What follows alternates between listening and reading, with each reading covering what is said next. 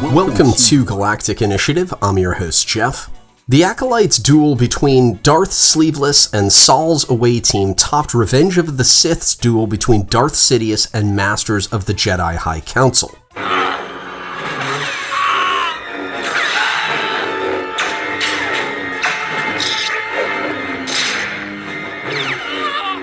The Acolyte captured the futility and despair of any but the absolute best against a Sith Master. I appreciated Yord's description of evil in his mind. Outstanding speed, swordsmanship, and dark side powers were displayed. The BDSM helmet had novel applications in combat, but I question its force screening capability. Saul honored the Jedi Code by refusing to kill an unarmed opponent. The moment further contextualized Anakin's choice to decapitate Darth Tyrannus.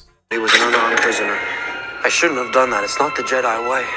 One more compliment. Though previous episodes didn't establish them as main characters, the deaths of Yord and Jeki were surprising in an early Game of Thrones way. The unexpectedness greatly increased the confrontation's stakes. I never anticipated such a bold step by Lucasfilm under Disney. However, the principle of parsimony or reductionism ruined everything else.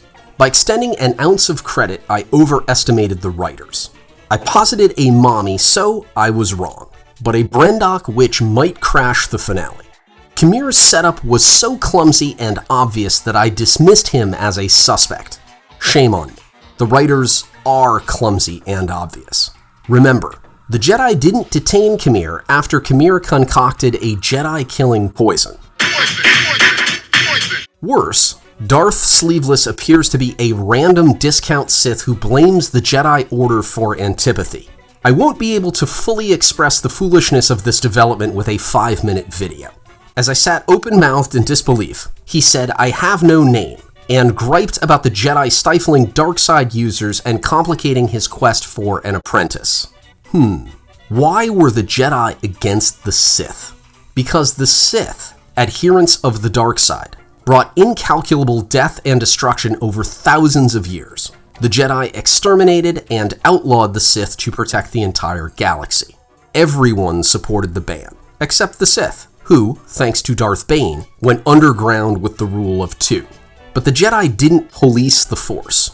Honestly, the Sith were more likely to hunt and destroy pretenders. Secrecy was strength. Overt use of the dark side would have jeopardized their grand plan by stirring up the Jedi. Again, I can't cover all the relevant lore in 5 minutes. Long story short, the Sith were evil and wreaked havoc on the galaxy.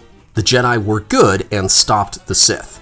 Kmir's "you might call me a Sith" complaint, which amounted to "you won't let me be me," was a hike to Mount Stupid. He blamed Saul for bringing Jeki to Kofar after he slayed Jeki. He blamed the Jedi for his butchery of the Jedi to maintain his secret identity. I feel like I'm taking crazy pills! Why unmask him in Episode 5 anyway? The Acolyte doesn't understand suspense. Where did Jeki and Saul land after last week's Force push? They must have been thrown a kilometer further than the rest, because most of their team fought and died before they arrived. How did Jeki, a young Padawan, capture May, who'd sparred with Indara and Saul? May's reaction to Hmmm as Darth Sleeveless was forgettable. A well-written production would have included a poignant scene with May struggling to comprehend her master's deceit after years of tutelage. When reunited, May and Osha argued. I felt nothing for them. Poor build-up and acting, in my opinion.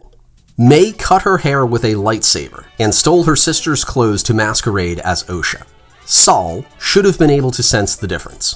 But, based on the writer's gaffes to this point, May probably killed Saul without a weapon to satisfy Darth Sleeveless, who saved Osha despite his stated intention to kill all witnesses. Was he deceived by the old switcheroo? Was I watching The Parent Trap? Saul's end might have prevented the High Council from learning about Darth Sleeveless, but why couldn't the Jedi sense the dark side and/or the murders of compatriots? Why wouldn't the Order have been stirred up by its losses on Kofar?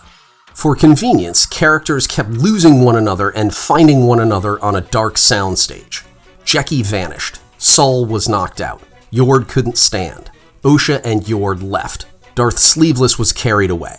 Osha lost consciousness. The death of coherence at the hand of contrivance. Hello, darkness, my old friend. Why assume Umbra Moths could have injured or killed a Sith Master when the insects hadn't injured or killed anyone before? Saul easily bisected one in the previous episode. If they wanted Darth Sleeveless' survival to be a surprise, the writers should have established Umbra Moths as serious threats. Why not sacrifice a red shirt to establish the menace last week? I have more criticisms, but I'll end here. The Acolyte continues to disappoint. Thank you for watching. Please like and subscribe. Check out Galactic Initiative for honest takes on Star Wars.